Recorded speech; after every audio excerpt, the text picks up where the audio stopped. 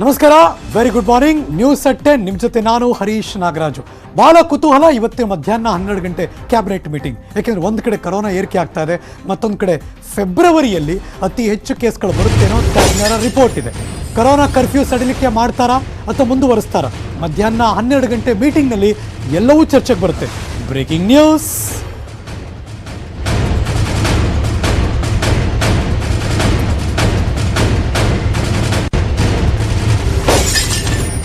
ಇವತ್ತು ಮಧ್ಯಾಹ್ನ 12 ಗಂಟೆಗೆ ಸಚಿವ ಸಂಪುಟ ಸಭೆ, ರಾಜ್ಯ ಸಚಿವ ಸಂಪುಟ ಸಭೆ. ಸಿಎಂ ಬೊಮ್ಮಾಯಿ ಅವರ ನೇತೃತ್ವದಲ್ಲಿ ಕ್ಯಾಬಿನೆಟ್ ಮೀಟಿಂಗ್ನಲ್ಲಿ ಇವತ್ತು ಚರ್ಚೆಗೆ ಬರುತ್ತೆ. 3 ಪ್ರಮುಖ ವಿಚಾರಗಳು ನೈಟ್ ಕರ್ಫ್ಯೂ ಸೇರಿ. ನಂಬರ್ 1, ನೈಟ್ ಕರ್ಫ್ಯೂ ಅವಧಿಯ ವಿಸ್ತರಣೆಯನ್ನು ಮಾಡದೆ ಕಡಿತಗೊಳಿಸುವುದು. ಈಗಾಗಲೇ ಪ್ರೆಷರ್ ಜಾಸ್ತಿ ಆಗ್ತಾ ಇದೆ. ಈಗ 10 ರಿಂದ 5 ಇದೆ, ಅದನ್ನು 11:15 ಮೇಲೆ ಮಾಡಿ ಅಂತ ಕೇಳ್ತಿದ್ದಾರೆ. ಇನ್ನು ಶಾಲಾ ತೆರೆಯುವುದರ ಬಗ್ಗೆ ಇವತ್ತು ಚರ್ಚೆ ಆಗುತ್ತೆ, ಡಿಸಿಷನ್ ತಗೋತಾರೆ. ಫೆಬ್ರವರಿಯಲ್ಲಿ ಸೋಂಕು ಹೆಚ್ಚಾಗುತ್ತೆ ಅಂತ ತಜ್ಞರು ಒಂದು ಕಡೆ ಅಲರ್ಟ್ ಮಾಡ್ತಿದ್ದಾರೆ. 2ನೇ ವಾರ ತನಕ ಈ ಟಫ್ ರೂಲ್ಸ್ಗಳನ್ನು ಮುಂದುವರಿಸೋ ಸಲಹೆ ಕೊಡ್ತಿದ್ದಾರೆ. ಆದರೆ 50-50 ರೂಲ್ಸ್ ಇದೆಯಲ್ಲ, ಅದನ್ನು ತೆಗೀರಿ ಅಂತ ತುಂಬ ಜನ ಒತ್ತಡ ಹಾಕ್ತಿದ್ದಾರೆ. ತುಂಬ ಜನ 50-50 ರೂಲ್ಸೇ ಇಲ್ಲದೆ ಇದ್ದವರು ಅದಾರು ಕೊಡಿ ಅಂತ ಅವ್ರು ಕೇಳ್ಕೊತಿದ್ದಾರೆ. ಅಂದರೆ ಚೌಲ್ಟ್ರಿ ಓನರ್ಸ್ಗಳು, ಮದುವೆ ಸೀಸನ್, ಈಗ ನಮ್ಮ ಸೀಸನ್ ದುಡ್ಡು ಮಾಡ್ಕೊಳ್ಳೋದೇ ಇವಾಗ, ನಾವು ನಮ್ಮ ಬಿಸ್ನೆಸ್ ಆಗೋದೇ ಇವಾಗಲೇ ಅದ್ರ ಕೊಡಿ ಅಂತ ಅವ್ರು ಕೇಳ್ತಿದ್ದಾರೆ. 50-50 ರೂಲ್ಸ್ ಇದೆಯಲ್ಲ, ಥಿಯೇಟ್ರ್ಗಳು, ಹೋಟೆಲು, ಬಾರ್ ಆ್ಯಂಡ್ ರೆಸ್ಟೋರೆಂಟ್ಗಳು, ಅವರು ಇದನ್ನು ದಯವಿಟ್ಟು ತೆಗೀರಿ, ನಾವು ಸ್ಟ್ರಿಕ್ಟಾಗಿ ನೀವು ರೂಲ್ಸ್ ಏನಿದೆ ಅದನ್ನು ನಿಯಮ ಪಾಲಿಸ್ತೀವಿ, ಪೂರ್ತಿ 100% ಅವಕಾಶ ಮಾಡಿಕೊಡಿ ಅಂತ ಅವ್ರು ಕೇಳ್ತಿದ್ದಾರೆ. ಹಾಗಾಗಿ ಇದು ಇವತ್ತಿನ ರಾಜ್ಯ ಸಚಿವ ಸಂಪುಟದ ಸಭೆಯ ಪ್ರಮುಖ ಅಂಶಗಳು, ಅಜೆಂಡಾ. ಮತ್ತಷ್ಟು ಮಾಹಿತಿ ನನ್ನ ಸಹೋದ್ಯೋಗಿ ಪೊಲಿಟಿಕಲ್ ಬ್ಯೂರೋದ ಕೃಷ್ಣ ನೇರ ಸಂಪರ್ಕದಲ್ಲಿ ಜಾಯಿನ್ ಆಗ್ತಿದ್ದಾರೆ. Good morning Krishna. ಬಹಳ ಮಹತ್ತರವಾದಂಥ ಮೀಟಿಂಗು, ಬಿಕಾಸ್ ತುಂಬ ಕಡೆ ಪ್ರೆಷರೂ ಇದೆ. ಇನ್ನೊಂದು ಕಡೆ ಜನರ ಜೀವವನ್ನು ಉಳಿಸಬೇಕು, ಕರೋನಾ ಸಂಖ್ಯೆನೂ ಕಡಿಮೆ ಆಗಬೇಕು. ನೆರೆಯ ಮಹಾರಾಷ್ಟ್ರದಲ್ಲಿನೂ ಕಡಿಮೆ ಆಗ್ತಿದೆ ನಿಜ. ಆದರೆ ನಮ್ಮಲ್ಲಿ ಯಾವ ಸ್ಟ್ರಾಟಜಿ ಮಾಡಬೇಕು ಅಂತ ಸರ್ಕಾರದ ಚಿಂತನೆ. ಜೀವನನೂ ಮಾಡಬೇಕಲ್ಲ, ಜೊತೆಗೆ ಜೀವನ ಉಳಿಬೇಕಲ್ಲ, ಲಾಜಿಕ್ಕು. ಏನು ಮಾಡೋರಿದ್ದಾರೆ ಇವತ್ತು? ಖಂಡಿತವಾಗ್ಲೂ ಹರೀಶ್, ಈಗ ಸರ್ಕಾರದ ಪರಿಸ್ಥಿತಿಯನ್ನು ನೋಡಿದ್ರೆ ಜನಜೀವನಕ್ಕೆ ಯಾವುದೇ ರೀತಿಯಾದಂಥ ಸಮಸ್ಯೆ ಆಗದೆ ನಿಟ್ಟಿನಲ್ಲಿ ಮುಂಜಾಗ್ರತಾ ಕ್ರಮವನ್ನು ಕೈಗೊಂಡು ಕೊರೋನಾ ನಿಯಂತ್ರಣ ಮಾಡಬೇಕು ಅನ್ನೋಂಥದ್ದು ಸರ್ಕಾರದ ಒಂದು ರೀತಿ ಉದ್ದೇಶ ಆಗಿದೆ. ಅದಕ್ಕೋಸ್ಕರವಾಗಿಯೇ ಈಗಾಗಲೇ ಏನೋ ಒಂದಷ್ಟು ನಿಯಮಗಳನ್ನು ಜಾರಿ ಮಾಡಿದ್ದಾರೆ, ಅದನ್ನು ಎಲ್ಲೋ ಒಂದು ಕಡೆ ಜನಪರವಾಗಿ ಮಾಡಿದ್ದಾರೆ ಅನ್ನೋಂಥದ್ದು. ಮತ್ತು ಇದಕ್ಕೆ ಸಾಕಷ್ಟು ಒಂದು ರೀತಿ ವಿರೋಧ ಕೂಡ ವ್ಯಕ್ತವಾಗ್ತಾ ಇದೆ. ಮತ್ತು ಮುಖ್ಯವಾಗಿ ಈಗಾಗಲೇ ನಾಳೆ ವೀಕೆಂಡ್ ಏನು ನೈಟ್ ಕರ್ಫ್ಯೂ ಅವಧಿ ಕೂಡ ಮುಕ್ತಾಯ ಆಗ್ತಾ ಇದೆ. ಮತ್ತು 50% ಆಗಿರ್ಬೋದು, ಮತ್ತು ಬೇರೆ ಬೇರೆ ನಿಯಮಗಳು ಕೂಡ ಒಂದು ರೀತಿ ಮುಕ್ತಾಯ ಆಗ್ತಿರುವಂಥದ್ದು. ಹೀಗಾಗಿ ಇವತ್ತಿನ ಸಭೆಯಲ್ಲಿ ಮಹತ್ವದ ಸಚಿವ ಸಂಪುಟ ಸಭೆಯಲ್ಲಿ ಮುಖ್ಯವಾಗಿ ಮುಖ್ಯಮಂತ್ರಿಗಳಾಗಿರ್ಬೋದು ಮತ್ತು ಸಚಿವ ಸಂಪುಟ ಸದಸ್ಯರು ಚರ್ಚೆಯನ್ನು ಮಾಡಲಿದ್ದಾರೆ. ಯಾವ ರೀತಿಯಾದಂಥ ನಿಯಮಗಳನ್ನು ಮಾಡಬೇಕು ಅನ್ನೋದು. ಮತ್ತು ಫೆಬ್ರವರಿಯಲ್ಲಿ ಮೊದಲ ವಾರದಲ್ಲಿ ಮುಖ್ಯವಾಗಿ ಏನು ಕೊರೋನಾ ಅತಿ ಹೆಚ್ಚು ಪ್ರಮಾಣದಲ್ಲಿ ಜಾಸ್ತಿ ಆಗುವಂಥ ಸಾಧ್ಯತೆ ಇದೆ. ಮತ್ತು ಇದೆಲ್ಲನೂ ಕೂಡ ಗಮನಿಸುವಂಥ ನಿಟ್ಟಿನಲ್ಲಿ ಸಚಿವರ ಜೊತೆ ಅಭಿಪ್ರಾಯವನ್ನು ಪಡ್ಕೊಂಡು ಚರ್ಚೆಯನ್ನು ಮಾಡ್ತಾರೆ. ಮತ್ತು ಮುಖ್ಯವಾಗಿ ಈಗಾಗಲೇ ತಜ್ಞರ ಜೊತೆಗೂ ಕೂಡ ಮುಖ್ಯಮಂತ್ರಿಗಳು ಸಮಾಲೋಚನೆ ಕೂಡ ನಡೆಸ್ತಿದ್ದಾರೆ. ಮತ್ತು ಈಗಾಗಲೇ ಶಾಲಾ ಕಾಲೇಜುಗಳನ್ನು ಈಗಾಗಲೇ ಬೆಂಗಳೂರನ್ನು ಹೊರತುಪಡಿಸಿ ಬೇರೆ ಬೇರೆ ಶಾಲಾ ಕಾಲೇಜು ತೆರೆದಕ್ಕೂ ಕೂಡ ಅವಕಾಶ ಮಾಡಿಕೊಟ್ಟಲಾಗಿದೆ. ಆದರೆ ಎಲ್ಲೊಂದು ಕಡೆ ಬೆಂಗಳೂರಿಗೆ ಶಾಲಾ ಕಾಲೇಜುಗಳನ್ನು ತೆರೆಯೋದಕ್ಕೆ ಇನ್ನೂ ಕೂಡ ಸರ್ಕಾರ ಅವಕಾಶವನ್ನು ಕೊಟ್ಟಿಲ್ಲ. ಜೊತೆಗೆ ಈಗಾಗಲೇ ಶಿಕ್ಷಣ ಸಚಿವರು ಒಲವನ್ನು ತೋರಿದ್ದಾರೆ, ಎಲ್ಲ ಸಿದ್ಧತೆಯನ್ನು ಮಾಡ್ಕೊಂಡಿದ್ದಾರೆ. ಮತ್ತು ಈಗಾಗಲೇ 50% ನಿಯಮ ಏನಿದೆ ಅದನ್ನು ಎಲ್ಲೋ ಒಂದು ಕಡೆ ಅದನ್ನು ರದ್ದು ಮಾಡಬೇಕು ಅನ್ನೋದು ಕೂಡ ಸಾಕಷ್ಟು ಒತ್ತಡ ಕೇಳಿ ಬರ್ತಾ ಇದೆ. ಮತ್ತು ಈಗಾಗಲೇ ಏನು ಬೇರೆ ಬೇರೆ ಕ್ರಮಗಳನ್ನು, ಅಂದರೆ ಮುಖ್ಯವಾಗಿ ಏನು ಸಭೆ ಸಮಾರಂಭಗಳಿಗೆ ಏನಿದೆ ಜನಸಂಖ್ಯೆಯನ್ನು ಅದನ್ನು ಸ್ವಲ್ಪ ಹೆಚ್ಚು ಮಾಡಬೇಕು ಅನ್ನೋದು. ಮತ್ತು ಈಗಾಗಲೇ ಬೇರೆ ಬೇರೆ ಕ್ರಮಗಳನ್ನು ಕೂಡ ಒಂದು ರೀತಿ ಸಡಿಲಿಕೆ ಮಾಡಬೇಕು. ಮತ್ತು ಬಾರ್ ಅಂಡ್ ರೆಸ್ಟೋರೆಂಟ್ಗೂ ಕೂಡ ಅವಕಾಶವನ್ನು ಮಾಡಿಕೊಡ್ಬೇಕು, ಪೂರ್ಣ ಪ್ರಮಾಣದಲ್ಲಿ ಮಾಡಬೇಕು ಅನ್ನೋದು ಕೂಡ ಒತ್ತಡ ಕೂಡ ಕೇಳಿ ಬರ್ತಾ ಇದೆ. ಹೀಗಾಗಿ ಎಲ್ಲದರ ಬಗ್ಗೆ ಕೂಡ ಮುಖ್ಯಮಂತ್ರಿಗಳು ಇವತ್ತಿನ ಸಭೆ ತೆಗಿಬೇಕು ಅನ್ನೋ ಒತ್ತಡ ತುಂಬಾ ಇತ್ತು, ಪ್ರೆಷರು. ಅವರ ಅಂದ್ರೆ ಕ್ಯಾಬಿನೆಟ್ ಇರೋ ಸಚಿವರೇ ಶಾಸಕರೇ ಒತ್ತಡ ಹಾಕ್ತಿದ್ರು. ಇವಾಗ ಆ ಪ್ರೆಷರ್ ಇದೆಯಾ ಅಥವಾ ಇನ್ನು ತಡೆದು ನೋಡೋಣಪ್ಪ, ಯಾಕೆ ಬೇಕು ರಿಸ್ಕು ಅನ್ನುವ ಆಲೋಚನೆಗೂ ಬರೋ ಚಾನ್ಸಸ್ ಇದೆಯಾ?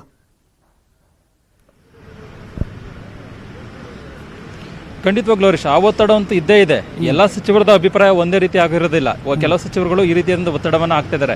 ಆದರೆ ಏನೇ ತೀರ್ಮಾನ ಮಾಡಬೇಕಾದ್ರೂ ಕೂಡ ಮುಖ್ಯಮಂತ್ರಿಗಳು ಈಗಿನ ಕೋವಿಡ್ ಪರಿಸ್ಥಿತಿಯನ್ನು ನೋಡಿಕೊಂಡೇ ತೀರ್ಮಾನವನ್ನು ಮಾಡಬೇಕಾಗುತ್ತೆ.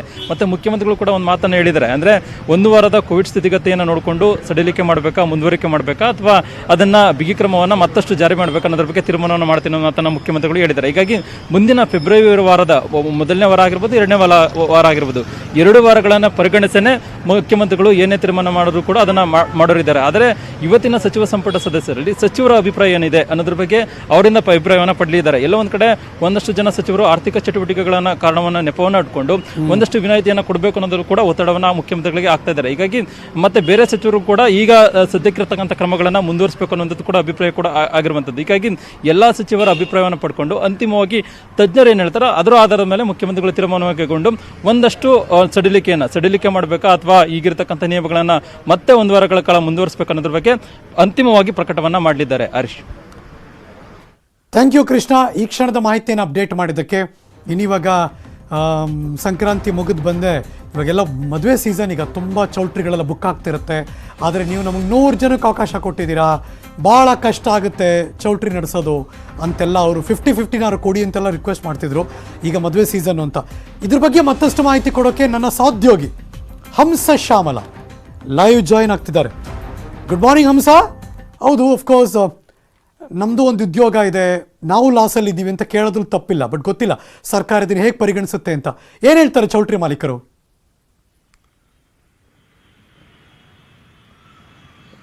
ಹೌದು ಹರೀಶ್, ಈಗಾಗಲೇ ಏನು ವೀಕೆಂಡ್ ಕರ್ಫ್ಯೂನ ತೆರವು ಮಾಡಿದ್ರು, ಅದೇ ರೀತಿ ಇರುವಂತಹ ಒಂದಷ್ಟು ರೂಲ್ಸ್ ಅಂದರೆ ಕೋವಿಡ್ ಮಾರ್ಗಸೂಚಿಗಳೇನಿದೆ ಅಂದರೆ ಸಭೆ ಸಮಾರಂಭಗಳು ಮದುವೆಗಳು ಇವೆಲ್ಲದಕ್ಕೂ ಕೂಡ ಒಂದು 100 ಜನರಿಗೆ ಮಾತ್ರ ಮೀಸಲಾಗಿ ಇರಿಸಿದೆ. ಸೊ ಹೀಗಾಗಿ ನಮಗೆ ತುಂಬಾ ಸಮಸ್ಯೆ ಆಗ್ತಿದೆ. ಅದರಲ್ಲೂ ಈಗ ಮದುವೆ ಸೀಸನ್ಗಳಿರೋದ್ರಿಂದ ನಮಗೆ ಮದುವೆ ಮಾಡೋದಕ್ಕೆ ಯಾರು ಕೂಡ ಛತ್ರಗಳ ಹತ್ರ ಮುಖವನ್ನು ಮಾಡ್ತಿಲ್ಲ. 100 ಜನ ಅಲ್ವಾ, ಸ್ವಲ್ಪ ರಿಲೇಟಿವ್ಸ್ನ ಹತ್ರದಲ್ಲೇ ಕರೆದು ನಾವು ಬೇರೆ ಕಡೆ ಎಲ್ಲರೂ ಒಂದು ಸಣ್ಣ ಹಾಲಲ್ಲಿ ಮದುವೆಗಳು ಮಾಡ್ಕೋಬೋದು. ಸೊ ಚೌಟ್ರಿಗೆಲ್ಲ ಯಾಕೆ ಅಷ್ಟೊಂದು ದುಡ್ಡು ಖರ್ಚು ಮಾಡೋದು ಅನ್ನುವಂತಹ ಮನಸ್ಥಿತಿಯಲ್ಲಿ ಈಗ ಜನರು ಇದ್ದಾರೆ ಅಂತ ಹೇಳ್ತಿದ್ದಾರೆ. ಸೊ ಹೀಗಾಗಿ ಚೌಟ್ರಿ ಮಾಲೀಕರಿಗೆ ತುಂಬಾ ಪ್ರಾಬ್ಲಮ್ ಆಗ್ತಿದೆ. ನಮಗೆ ಈ ಸೀಸನ್ನಲ್ಲೇ ಹೆಚ್ಚು ಆದಾಯ ಆಗುವಂಥದ್ದು. ಅಂದರೆ ಈ ಸೀಸನ್ನಲ್ಲೇ ನಮಗೆ ಈ ರೀತಿ ನಿರ್ಬಂಧಗಳನ್ನ ಹೇರಿದರೆ ಹೇಗೆ ನಾವು ಕೂಡ ಜೀವನವನ್ನು ನಡೆಸಬೇಕು. ಈಗಾಗಲೇ ಕಳೆದ ಮೊದಲನೇ 2ನೇ ಅಲೆಯಲ್ಲೂ ಕೂಡ ನಾವು ನಷ್ಟವನ್ನು ತುಂಬಾ ಅನುಭವಿಸಿದ್ದೀವಿ.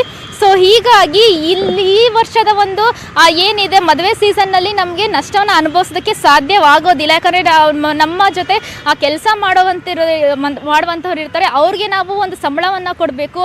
ಸೊ ಹಾಗೆ ಎಲ್ಲವನ್ನು ಮೇಂಟೆನೆನ್ಸ್ ಮಾಡಬೇಕು. ಸೊ ಹೀಗಾಗಿ ನಮಗೆ ಹಣ ಸಿಗಲಿಲ್ಲ ಅಂದರೆ ತುಂಬಾ ಪ್ರಾಬ್ಲಮ್ ಆಗುತ್ತೆ.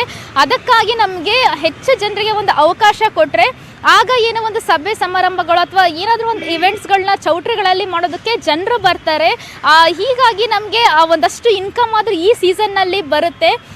ಸೊ ಹೀಗಾಗಿ ನಮ್ಮನ್ನು ತುಂಬಾ ಪರಿಗಣನೆಗೆ ತೆಗೆದುಕೊಂಡು ಈಗ ಒಂದು ಸರ್ಕಾರ ಒಂದು ಮಾಡಿರುವಂತಹ ರೂಲ್ಸಲ್ಲಿ ಸಡಿಲಿಕೆ ಮಾಡಿ ಅಂತ ಒಂದು ರಿಕ್ವೆಸ್ಟನ್ನು ಮಾಡ್ತಿರುವಂಥದ್ದು. ಜೊತೆಗೆ ಏನು ಬೇರೆ ಬೇರೆ ಒಂದು ಇಂಡಸ್ಟ್ರಿ ವಲಯಗಳಲ್ಲೂ ಕೂಡ ಈಗಾಗಲೇ ಫಿಲ್ಮ್ ಥಿಯೇಟರ್ ಇರ್ಬೋದು, ಅವರು ಕೂಡ ನಮಗೆ ಒಂದು ಅವಕಾಶವನ್ನು ಮಾಡಿಕೊಡಿ. ನಾವಂತೂ ತುಂಬ ಚಿತ್ರರಂಗ ತುಂಬ ನಷ್ಟವನ್ನು ಕೂಡ ಅನುಭವಿಸಿದೆ.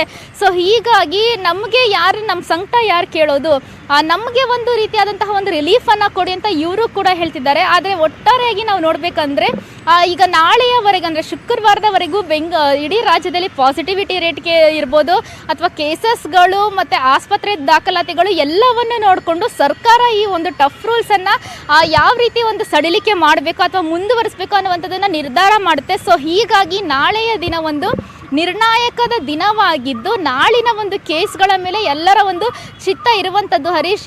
ಈ ಹಿನ್ನೆಲೆಯಲ್ಲಿ ಇವತ್ತು ಪಾಲಿಕೆ ಹಾಗೂ ತಾಂತ್ರಿಕ ಸಲಹಾ ಸಮಿತಿ ಎಲ್ಲರೂ ಕೂಡ ಒಂದು ಸಭೆನ ನಡೆಸ್ತಾರೆ.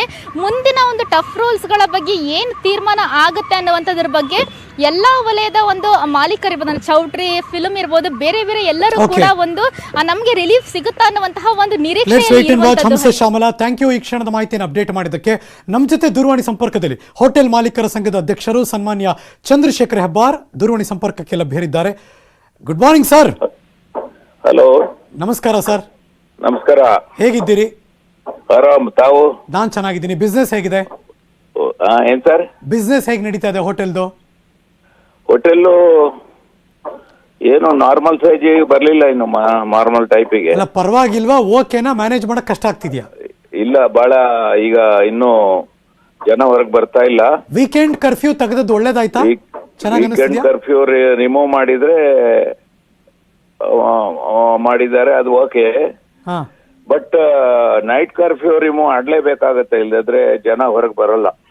ಅಂದ್ರೆ ಯಾವ ತರ, ಎಷ್ಟು ತನಕ ಮಾಡ್ಬೇಕು ಅಂತ ನಿಮ್ ಲೆಕ್ಕ? ಏನಿಲ್ಲ, ರಾತ್ರಿ ಅಪ್ ಟು 11 ವರೆಗೆ ಇಟ್ರೆ ತೊಂದ್ರೆ ಇಲ್ಲ. ಓಕೆ, ಇನ್ನೊಂದು ಗಂಟೆ ಎಕ್ಸ್ಟೆಂಡ್ ಮಾಡಬೇಕು ಹೋದ್ರೆ 10 ಗಂಟೆ ಆದ ಕೂಡಲೇ ಎಲ್ಲ ಮನೆ ಸೇರ್ಕೊಂಡ್ಬಿಡ್ತಾರೆ. ಸುಮ್ನೆ ಯಾಕೆ ಫೈನ್ ಹಾಕ್ತಾರೆ, ಯಾಕೆ ಡಿಸ್ಟರ್ಬ್ ಎಲ್ಲ ಕಡೆ ಬ್ಲಾಕ್ ಆಗಿರುತ್ತೆ ಅಂತ. ಓಕೆ. ಜನ ಹೋಟ್ಲಿಗೆ ಬರ್ತಾ ಇಲ್ಲ, ಇನ್ನು ಆ ಗುಂಗಿನಿಂದ ಈಚೆ ಬರ್ಲಿಲ್ಲ ಜನ. ಆದ್ರಿಂದ ನಮಗೆ ಈ ನೈಟ್ ಕರ್ಫ್ಯೂನು ರಿಮೂವ್ ಮಾಡಿದ್ರೆ ಏನಾದ್ರು ಈಗ 50-50 ಇದೆಯಲ್ಲ ಸರ್, ಹೋಟೆಲ್ಗೆ ಬಂದು 50% ಜನ ಕೂತ್ಕೊಂಡು ತಿನ್ಬೋದು ಅಂತ, ಅದು ವರ್ಕೌಟ್ ಆಗ್ತಿದೆಯಲ್ಲ, ಪೂರ್ತಿ ಬರ್ಬೇಕಾ? ಹೋಟೆಲು 50-50 ರೂಲ್ಸ್ ಇದೆಯಲ್ಲ ಸರ್ ಈಗ? 50-50 ಇದೆ ಸರ್, ಅದು ಓಕೆ, ಅದೇನ್ ತೊಂದ್ರೆ ಇಲ್ಲ. ತೊಂದ್ರೆ ಇಲ್ವಾ? ಅದೇನ್ ತೊಂದ್ರೆ ಇಲ್ಲ. ನೈಟ್ ಕರ್ಫ್ಯೂ ರಿಮೂವ್ ಮಾಡಬೇಕು. 11 ಗಂಟೆ ತನಕ ಅವಕಾಶ ಕೊಡಬೇಕು ಈಗ ಅಂತಲ್ವಾ? 50 ಅಲ್ಲ, ಏನು 25% ಜನ ಬರ್ತಾ ಇಲ್ಲ ಹೋಟ್ಲಿಗೆ. 50% ಏನು ಅದೇನ್ ಸಮಸ್ಯೆ ಆಗಲ್ಲ. ನೈಟ್ ಕರ್ಫ್ಯೂ ಏನು ಮಾಡಿದಾರಲ್ಲ, ಈಗ ವೀಕೆಂಡ್ ಕರ್ಫ್ಯೂ ರಿಮೂವ್ ಮಾಡ್ದಂಗೆ ನೈಟ್ ಕರ್ಫ್ಯೂ ಕೂಡ ರಿಮೂವ್ ಮಾಡಬೇಕು ಅಂತ ನಮ್ ಬೇಡಿಕೆ ಅಷ್ಟೇ. ಇದನ್ನ ಸರ್ಕಾರದ ಮುಂದೆ ಇಟ್ಟಿದ್ದೀರಾ ಸರ್ ಈಗ? ಅದೇ ನಾವು ಕೇಳ್ಬೇಕು ಅಂತ ಎಲ್ಲ ರೆಡಿ ಮಾಡಿದ್ದೇವೆ. ಓಕೆ. ಯಾವಾಗ ಮೀಟ್ ಮಾಡಬಹುದು ಅನ್ನೋ ಭರವಸೆ ಇದೆ. ಯಾವಾಗ ಮೀಟ್ ಮಾಡ್ತೀರಿ? ಯಾರನ್ನ ಮೀಟ್ ಮಾಡ್ತಿದ್ದೀರಿ ಸರ್? ನಾಳೆ ಸಿಎಂ ಅನ್ನು ಮೀಟ್ ಮಾಡ್ಬೇಕು. ಅವರು ಕೂಡ ಫ್ರೀ ಇರ್ಲಿಲ್ಲ, ಸಿಗ್ಲಿಲ್ಲ ಎಲ್ಲ, ಹಾಗಾಗಿ ಲೇಟ್ ಆಯ್ತು ಅಷ್ಟೇ. ಈಗ ಹೋಟೆಲ್ಗಳಲ್ಲಿ ಸರ್ ಫಾಸ್ಟ್ ಫುಡ್ ಬೇರೆ ಇದೆ, ಮಾಮೂಲಿ ಕೂತ್ಕೊಂಡು ತಿನ್ನೋದು ಒಂದೊಂದು ಕಡೆ ಇದೆ, ತುಂಬಾ ಐಷಾರಾಮಿ ಹೋಟೆಲ್ಗಳು ಒಂದೊಂದು ಕಡೆ ಇದೆ. ಯಾರಿಗೆ ತುಂಬಾ ಎಫೆಕ್ಟ್ ಬಿದ್ದಿರೋದು ಸರ್ ಈಗ? ಎಲ್ಲರಿಗೂ ಎಫೆಕ್ಟ್ ಆಗಿದೆ. ದೊಡ್ಡವರಿಗೆ ದೊಡ್ಡ ಎಫೆಕ್ಟ್, ಸಣ್ಣವರಿಗೆ ಸಣ್ಣ ಎಫೆಕ್ಟ್. ಐಷಾರಾಮಿ ಹೋಟ್ಲಿಗೆ ಜನ ಬರ್ತಾ ಇಲ್ಲ.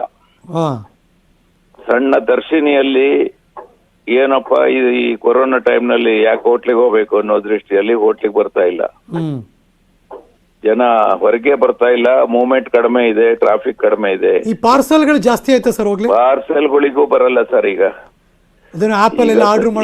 ಕೂತ್ಕೊಂಡು ತಿನ್ಲಿಕ್ಕೆ ಅವಕಾಶ ಇರೋದ್ರಿಂದ ಅದು ಇಲ್ಲದೆ ಇದ್ರೆ ಪಾರ್ಸೆಲ್ಗೆ ಬರ್ತಾ ಇದ್ರು. ಅದು ಪಾರ್ಸೆಲ್ಗಿಂತ ನಮಗೆ ನಾರ್ಮಲ್ ಸಿಸ್ಟಮ್ಗೆ ಒಳ್ಳೇದು. ನೈಟ್ ಕರ್ಫ್ಯೂ ರಿಮೂವ್ ಮಾಡ್ಲೇಬೇಕು. ಚಂದ್ರಶೇಖರ್ ಹೆಬ್ಬಾರ್ ಸರ್, ಈ ರಾತ್ರಿ ಹೊತ್ತು ಕೂಡ ಆಪ್ ಅಲ್ಲಿ ಬುಕ್ ಮಾಡಿ ತರಿಸ್ಕೋಬಹುದಲ್ಲ, ಅದನ್ನ ಮಾಡ್ತಿದಾರ ಹೋಗ್ಲಿ? ರಾತ್ರಿ ಹೊತ್ತು ಆಪ್ ಅಲ್ಲೆಲ್ಲ ಬುಕ್ ಮಾಡಿ ತರಿಸ್ಕೋತಾರಲ್ಲ ಸರ್, ರಾತ್ರಿ 10-11 ಗಂಟೆ ಆದ್ಮೇಲೆ, ಅದಾರು ನಡೆಯುತ್ತಾ ಬಿಸ್ನೆಸ್? ಇಲ್ಲ ಸರ್, ಅದು ಮೊದ್ಲಿನ ತರ ಇಲ್ಲ ಈಗ. ಹೌದಾ? ಈ ಸರಿ ತುಂಬಾ ತೊಂದರೆ ಆಗಿದೆ. ಪಾರ್ಸೆಲ್ ಕೂಡ ತರ್ಸ್ಕೊಂತ ಇಲ್ಲ ಜನ. ನೀವು ಬೇಕಾದ್ರೆ ಯಾವ್ದೇ ಹೋಟ್ಲಲ್ಲಿ ನೋಡಿ ಎಲ್ಲ ಖಾಲಿ ಹೊಡಿತಾ ಇರುತ್ತೆ. ಆದ್ರಿಂದ ಇದು ವೀಕೆಂಡ್ ಕರ್ಫ್ಯೂ ತೆಗೆದ ಹಾಗೆ ನೈಟ್ ಕರ್ಫ್ಯೂ ರಿಮೂವ್ ಮಾಡಬೇಕಾಗತ್ತೆ. ಜನ ಅವರು ಜಾಗೃತರಾಗಿರ್ತಾರೆ, ತೊಂದ್ರೆ ಇಲ್ಲ. ನೈಟ್ ಕರ್ಫ್ಯೂ ತೆಗೆದ್ರೆ ಹೋಟೆಲ್ನವ್ರು ಬಚಾವು, ಒಳ್ಳೆ ಬಿಸ್ನೆಸ್ ಆಗ್ತಾರೆ ಸರ್. ಇಲ್ಲದ್ರೆ ತುಂಬಾ ಕಷ್ಟ ಆಗಿದೆ. Thank you Chandrashekhar Hebbar sir, news 18 ಜೊತೆ ಮಾತಾಡಿದಕ್ಕೆ. ಬೆಂಗಳೂರಲ್ಲಿ ನೈಟ್ ಕರ್ಫ್ಯೂ ಬಳಿಕ ಅಪಘಾತ ಪ್ರಕರಣಗಳು ತುಂಬಾ ಜಾಸ್ತಿ ಆಗ್ತಾ ಇದೆಯಂತೆ. ಅತಿ ವೇಗವಾಗಿ ಬಂತು ಒಂದು ಇನೋವಾ ಕ್ರಿಸ್ಟಾ ಕಾರು, ಡಿವೈಡರ್ಗೆ ಡಿಕ್ಕಿ ಆಯಿತು. ಮಂತ್ರಿ ಮಹಲ್ ಹತ್ರ ತಡರಾತ್ರಿ ನಡೆದಿರುವಂತಹ ಘಟನೆ ಇದು. ಡಿಕ್ಕಿ ಹೊಡೆದ ರಭಸಕ್ಕೆ ಪುಣ್ಯಕ್ಕೆ ಏರ್ ಬ್ಯಾಗ್ ಇತ್ತು, ಅದು ಓಪನ್ ಆಯಿತು. ಬಚಾವ್ ಚಾಲಕ.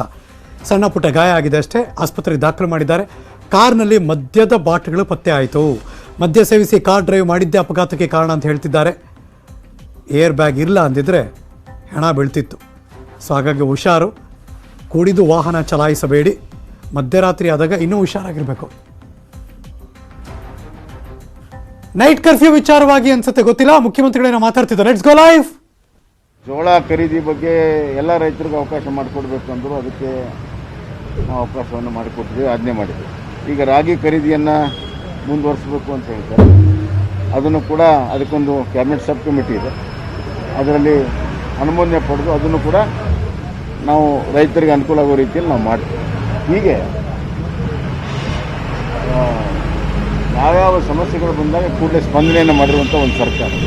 ಅದಕ್ಕೆ ಯಾವುದೋ ಒಕೇಜನ್ನು 6 ತಿಂಗಳು 100 ದಿವಸ ಏನಿಲ್ಲ, ನಿರಂತರವಾಗಿ ಜನರಿಗೆ ಸಹಾಯ ಮಾಡುವಂಥ, ಜನ ಕಲ್ಯಾಣ ಮಾಡುವಂಥ ಯೋಜನೆಗಳು. ಕ್ಯಾಬಿನೆಟ್ ಬಗ್ಗೆ ಮಾತಾಡ್ತಾರೆ ಅನ್ಕೊಂಡ್ವಿ, ಜೋಳಗಳೆಲ್ಲ ಮಾತಾಡ್ತಿದ್ದಾರೆ. ಎನಿವೆ, ಅಫ್ಕೋರ್ಸ್ ಅದ್ರ ತದನಂತರದಲ್ಲಿ ಏನಾದರೂ ಮಾತಾಡಿದ್ರೆ ವಾಪಸ್ ಬರ್ತೀನಿ ನಾನು. ಶಿವಮೊಗ್ಗದಲ್ಲಿ ಬೆಳ್ಳಂಬೆಳಗ್ಗೆ ನಿಜವಾಗ್ಲೂ ಭೀಕರವಾಗಿದೆ ಈ ಅಪಘಾತ.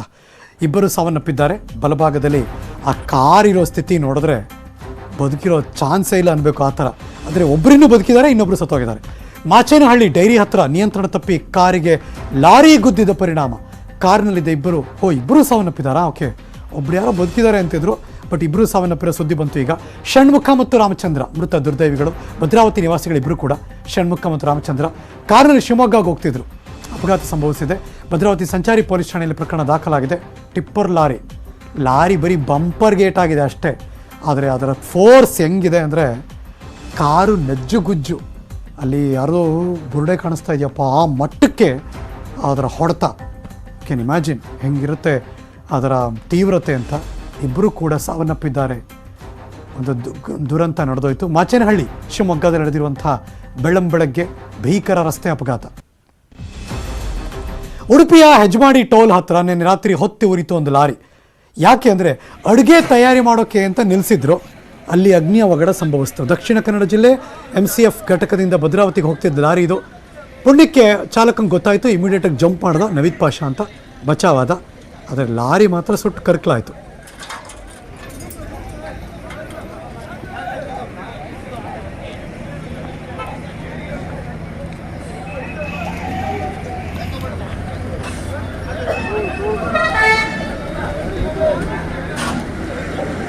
Welcome back. ಯಾದಗಿರಿ ಜಿಲ್ಲೆ ಶಹಾಪುರ ತಾಲೂಕು ಕೊಳ್ಳೂರು ಗ್ರಾಮದಲ್ಲಿ ಪುನೀತ್ ರಾಜ್ಕುಮಾರ್ ಅವರ ಅಭಿಮಾನಿಗಳು 6 ಅಡಿ ಎತ್ತರದ ಅಪ್ಪುವಿನ ಮೂರ್ತಿಯನ್ನು ಮಾಡಿ ಅನಾವರಣಗೊಳಿಸಿದ್ದಾರೆ.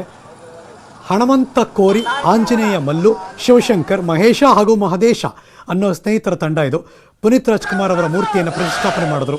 ಪುನೀತ್ ಮೂರ್ತಿಯನ್ನು ಪ್ರತಿಷ್ಠಾಪನೆಯಿಂದ ಕೊಳ್ಳೂರು ಗ್ರಾಮದಲ್ಲಿ ಸಂಭ್ರಮ ಮನೆ ಮಾಡಿದೆ. ರಾಜ್ಕುಮಾರ್ ಅವರ ಮೂರ್ತಿಯನ್ನು ಇನಾಗ್ರೇಷನ್ ಮಾಡಿ ನನಗೆ ಭಾಳ ಸಂತೋಷ ಆಗ್ತಾ ಇದೆ. ಒಬ್ಬ ಯಂಗ್ ವ್ಯಕ್ತಿ, ನಾನು ಆ್ಯಸ್ ಎ ಆ್ಯಕ್ಟರ್ ಅಂತ ಹೇಳ್ತಾ ಇಲ್ಲ, ಬಟ್ ಆ್ಯಸ್ ಎ ವ್ಯಕ್ತಿ ಏನು ಸೋಷಿಯಲ್ ವರ್ಕ್ ಏನು ಮಾಡಿದ್ದಾನೆ, ಯಾರು ಪ್ರಚಾರ ಇರಲಾರ್ದೆ ಕನಿಷ್ಠ ಒಂದು 5-6 ಅನಾಥಾಶ್ರಮಗಳನ್ನು ನೋಡ್ಕೊಂಡು ಹೋಗಿದ್ದಾನೆ. ಎಷ್ಟೋ ಬಡವ ಮಕ್ಕಳಿಗೆ ಎಜುಕೇಷನ್ನು ಮತ್ತು ಜೀವನ ಕೊಟ್ಟಿದ್ದಾನೆ. ಈ ಸ್ಟೋರಿ ನೀವು ನೋಡಲೇಬೇಕು, ಬಹಳ ಇಂಟ್ರೆಸ್ಟಿಂಗ್ ಆಗಿದೆ. ಕೂಲಿ ಕೆಲಸವನ್ನು ಅರಸಿ ಒಂದು ಊರಿಂದ ಇನ್ನೊಂದೂರಿಗೆ ಅಲಿತಾ ಬಂದರು ಈ ಬಡ ಮಹಿಳೆ. ಹೀಗೆ ಊರಿಂದ ಊರಿಗೆ ಅಲಿತಿರ್ಬೇಕಾದ್ರೆ ಅವ್ರು ಬಂದಿದ್ದು ಕೊನೆಗೆ ಕೃಷ್ಣನಗರಿ ಉಡುಪಿಗೆ. ಅಲ್ಲಿ 2 ದಶಕಗಳ ಕಾಲ ಅಲ್ಲೇ ಇದ್ದರು, ಕೂಲಿ ಕೆಲಸ ಮಾಡ್ತಿದ್ರು, ಈಗಲೂ ಮಾಡ್ತಾರೆ. ಭೀಮವ್ವ ಅಂತ ಹೆಣ್ಮಗಳ ಹೆಸರು. ಕುಂದಾಪುರ ತಾಲೂಕಿನ ತಲ್ಲೂರು ಗ್ರಾಮದಲ್ಲಿ ಜನರ ಮನಸ್ಸನ್ನು ಗೆದ್ದರು. ಪಂಚಾಯತ್ ಎಲೆಕ್ಷನ್ಗೆ ಎಲೆಕ್ಟ್ ಆದರು, ಅಧ್ಯಕ್ಷ ಆದರು. ಈಕೆ ಉಡುಪಿಯಲ್ಲಿ 4 ಮಕ್ಕಳನ್ನು ಓದಿಸಿದ್ದಾರೆ. ಒಬ್ಬ ಮಗ ಯೋಧ ಕೂಡ ಆಗಿದ್ದಾರೆ. ಭೀಮವ್ವ ಪಂಚಾಯತ್ ಅಧ್ಯಕ್ಷ ಆಗಿದ್ದರು, ಇನ್ನೂ ಕೂಲಿ ಕೆಲಸ ಮಾಡ್ತಾರೆ. ಈಗಲೂ ಮದುವೆಗಳಿಗೂ ಪಾತ್ರೆ ತೊಳಿತಾರೆ. ನ್ಯೂಸ್ 18 ಜೊತೆ ಮಾತಾಡಿದ್ರು. ಏನು ಮಾತಾಡಿದ್ರು ಬನ್ನಿ ನೋಡೋಣ. ನೀವು ಬಾಗಲಕೋಟೆಯಿಂದ ಉಡುಪಿಗೆ ಬಂದು ಉಡುಪಿ ಮಂದಿ ಮನಸ್ಸನ್ನ ಗೆದ್ದು ನೀವಲ್ಲಿ ಗ್ರಾಮ ಪಂಚಾಯತಿ ಅಧ್ಯಕ್ಷ ಆಗಿದ್ದೀರಿ. ನಿಜವಾಗ್ಲೂ ನೀವು ಹೆಮ್ಮೆ ಪಡ್ಬೇಕು ನಾವೆಲ್ಲ ನಿಮಗೆ.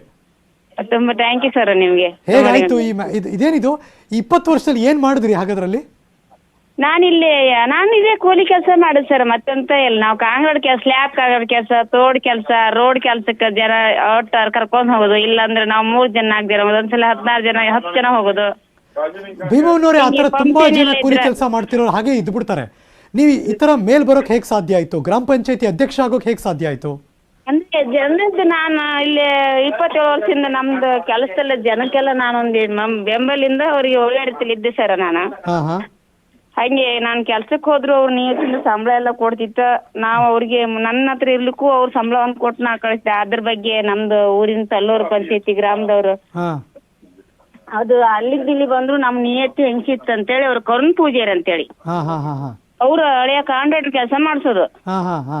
ಅವ್ರಿಗೆ ನಾನ್ ಜನ ಎಲ್ಲ ಕೊಡ್ತಿದ್ದೆ. ಊರಿಂದ ನಂಗೆ ಪರಿಚಯ ಆದ್ಮೇಲೆ ಇಲ್ಲ ಬಾವ ಅವ್ರು ಒಳ್ಳೆ ಜನ, ನಮ್ಮ ಮನೇಲಿ ಅಮ್ಮ ನಿಂದಿರ್ಲಿ, ಅವ್ರ ಬಗ್ಗೆ ಅವ್ರು ನಿಲ್ಸ, ಲೇಡೀಸ್ ಅಲ್ಲೇ 3 ಜನ ಅಲ್ಲ 3 ಜನ ಒಟ್ಟು ಮಾಡಿ ನಾವು ನಿಲ್ಸು ಅಂತೇಳಿ ಬಾವ ಹಳೆಯ ಮಾತಾಡಿ ನಮ್ನೆ ನಿಲ್ಸಿರ್ ಸರ್. ಚಲೋ ಆಯ್ತು, ನೀವು ಗೆದ್ರಿ, ಈಗ ಅಧ್ಯಕ್ಷ ಆಗಿದ್ದೀರಿ. ಬಟ್ ಅಧ್ಯಕ್ಷ ಆದ್ಮೇಲೂ ನಿಮ್ ಕೆಲಸ ಬಿಟ್ಟಿಲ್ವಾ ನೀವು? ಇಲ್ಲ ಸರ್, ನಾನ್ ಕೆಲ್ಸಕ್ಕೆ ಹೋಗ್ತೇವೆ ಸರ್. ಅಲ್ರಿ ಮೇಡಮ್, ಈಗ ನೀವು ಗ್ರಾಮ ಪಂಚಾಯತಿ ಅಧ್ಯಕ್ಷ ಆಗಿದ್ದೀರಿ, ಮತ್ತೆ ಕೂಲಿ ಕೆಲ್ಸಕ್ಕೆ ಹೋಯ್ತೀನಿ ಅಂತಿರಲ್ಲ, ಹೆಂಗಿದು? ತಿಂಗ್ಳಿಗೆ 3,000 ಹೊರತು ನಂಗೆ ಪಂಚಾಯತ್ ಏನು ಸೌಲಭ್ಯ ಸಿಗುದಿಲ್ಲ ಸರ್. ನನ್ನ ಕರ್ತವ್ಯ ಏನಾಯ್ತು, ಬಂದಿದ್ದು ನಾನೊಂದು 12 ಗಂಟೆಗೆ ಹೋಗ್ತೆ, ಸೈನ್ ಮಾಡ್ತೆ, ಪುನಃ 2 ಗಂಟೆ ಕೆಲಸ ಮಾಡ್ತೀರಿ ಈಗ ನೀವು? ಈಗ ನಾನು ಕಾಂಗ್ರೆಸ್ ಕೆಲ್ಸಕ್ಕೆ ಹೋದು, ಮನೇಲಿ ಎಲ್ಲಿ ಫಂಕ್ಷನ್ ಇರ್ತಲ್ಲ ಜನ ಎಲ್ಲ ಕರ್ಕೊಂಡ್ ಪಾತ್ರೆ ತೊಳ್ಯಾಕ್ ಹೋಗುದು. ಅಲ್ಲ ಈ ದಿಶೆನೇ ಹೇಳ್ಬೇಕಲ್ಲ. ಅವ್ರು ಯಾರಾದ್ರೂ ಏನೋ ಅನ್ಕೊಂಡ್ರೆ ನೀವೇನ್ ತಲೆ ಕೆಡಿಸ್ಕೊಳ್ಳಲ್ಲ? ಹೇಳ್ತಾರ ಅಧ್ಯಕ್ಷರ, ನೀನ್ ಮೊದ್ಲಿನ ಕಷ್ಟದಲ್ಲಿದ್ದು ಈಗ ನಿನ್ಗೆ ಎಂತ ಸಿಗೋದಿಲ್ಲ ಸರ್ ಅಲ್ಲಿ ಅಂತ ಇಲ್ಲ. ನಾವು ಬಡವರಾಗಿ ಯಾರು ಅವ್ರಿಗೆ ಗೊತ್ತಾಗ್ತಿಲ್ಲ. ಕಡೆಗೆ ಯಾಕೆಂದ್ ಜನ ಏನ್ ಹೇಳ್ತಾರೆ, ಬೆಂಬಲಿಂದ ಲಂಚ ಕೇಳ್ತಾರ ನಮ್ ಮರ್ಯಾದ ಪ್ರಶ್ನೆ. ಈಗ ಗ್ರಾಮ ಪಂಚಾಯತಿ ಅಲ್ಲಿಗೆಲ್ಲ ಬಂದ್ಮೇಲೆ ಒಳ್ಳೊಳ್ಳೆ ದುಡ್ಡು ಓಡಾಡ್ತಿರುತ್ತೆ, ಸರ್ಕಾರದಿಂದ ಬೇರೆ ಬೇರೆ ಕಡೆ ಜಿಲ್ಲೆ ದುಡ್ಡು ಬರ್ತಿರುತ್ತೆ. ಈಗ ನಿಮಗೆ ಕಷ್ಟ ಗೊತ್ತು, ಜನರ ಕಷ್ಟ ಏನು ಅಂತ. ಈಗ ಆ ಕಷ್ಟದಲ್ಲಿ ಬೆಳೆದಿರೋರು ಏನ್ ಮಾಡ್ಬೇಕು ಅನ್ಸುತ್ತೆ ನಿಮ್ಗೆ ಸಮಾಜಕ್ಕೆ? ಜನರು ಅಂದ್ರೆ ನನ್ನ ಹತ್ರ ನಾನು ಮೊದ್ಲು ಇಲ್ಲಿಂದ ಆಧಾರ್ ಕಾರ್ಡ್ ರೇಷನ್ ಮಾಡ್ಬೇಕಾದ್ರೆ ನನ್ನ ಕಷ್ಟದಲ್ಲಿ ನಾನು ತಿರುಗಾಡಿದೆ. ಹಾ ಅದಕ್ಕೆ ಈಗ ನಾನು ಜನರು ಬಂದ್ರೆ ನಾನು ಕಾಸ್ಬಾರ್ದಲ್ಲ, ಅವ್ರು ಕೊಟ್ರು ಬಲ್ಲ ಕೊಡ್ಲಿಕ್ಕೂ ಬಲ್ಲ, ನಾನು ನಿಯತ್ತಿ ಕೆಲಸ ನಾನು ಮಾಡ್ಲೇಬೇಕನ್ನ ನನ್ನ ಹತ್ರ ಹೆಮ್ಮೆ ಇತ್ತು ಸರ, ನಾನು ಮಾಡ್ತೇನೆ ನನ್ನ ಕರ್ತೆ ಅಲ್ವಾ. ಏನೋ ನಿಮ್ ಮಗ ಯೋಧ ಅಂತೆ, ಸೈನಿಕರಂತೆ, ಹೌದಾ? ಸೈನಿಕರು 6 ವರ್ಷ ಮುಗಿದು 7ನೇ ವರ್ಷ ಚಲ್ತಿ ಸರ. ಎಲ್ಲಿದ್ದಾರೆ ಈಗ? ಈಗ ಅಲ್ಲೇ ಇದ್ರು, ಚೈನಾ ಬಾರ್ಡರ್ ಅಲ್ಲಿ ಇದ್ರು ಸರ್, ಅವ್ರು ಲಾಸ್ಟ್ ಬೌಂಡ್ರಿಗೆ ಇದ್ರು. ಹೌದಾ? ಇನ್ ಬೇರೆ ಮಕ್ಕಳೆಲ್ಲ ಏನ್ ಮಾಡ್ತಾರೆ?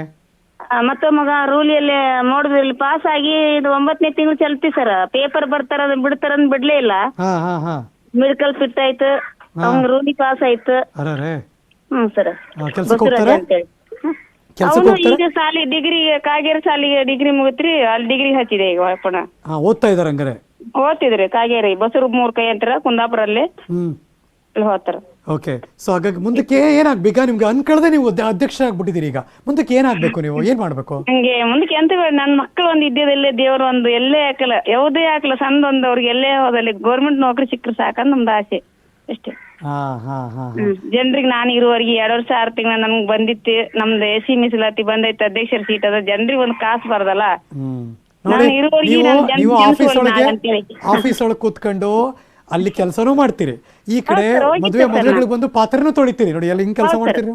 ಹೌದು, ನಾನು ಈಗಾದ್ರೂ ಇವತ್ತು ನಮ್ ಕಾಂಗ್ರೆಸ್ ಕೆಲಸ ಇಲ್ಲ ಅಂದ್ರೆ ನಮ್ ತಂದದ ಬಿರಿಯಾನಿ ಸಾಹೇಬ್ರಿಗೆ ಫೋನ್ ಮಾಡಿದ್ರೆ, ಇಲ್ಲ ಮರ್ತಿ ಇವತ್ತು ಫಂಕ್ಷನ್ ಇತ್ತ ನಂಗೆ ಪಾತ್ರೆ ತೊಳಿಬೇಕಂದ್ರ ಮತ್ತೆ ಬಂದಿದೆ ಸರ್. ಮತ್ತೆ ಪುನಃ ಆಫೀಸ್ ಹೋಗ್ಬೇಕು, ಮೀಟಿಂಗ್ ಇತ್ತು 10 ಗಂಟೆ ನನ್ಗೆ. ನಿಜವಾಗ್ಲೂ ದೇವ್ರು ನೀವು. Thank you. ಇಲ್ಲಿಗೆ ಈ ಕ್ಷಣದ ನ್ಯೂಸ್ ಮುಗಿಸಿ ನಾನು ಹೋಗಿ ಬರ್ತೀನಿ, ಮತ್ತೆ ಸಿಗ್ತೀನಿ ಮುಂದಿನ ಸುದ್ದಿಗಳಲ್ಲಿ. ಪಕ್ಕಾ ನ್ಯೂಸ್ಗೆ ನೀವು ಯಾವಾಗಲೂ ನೋಡ್ತಾ ಇರಿ News 18 ಕನ್ನಡ. ಜಾಲ ನಮ್ಮದು, ಬಲ ನಿಮ್ಮದು.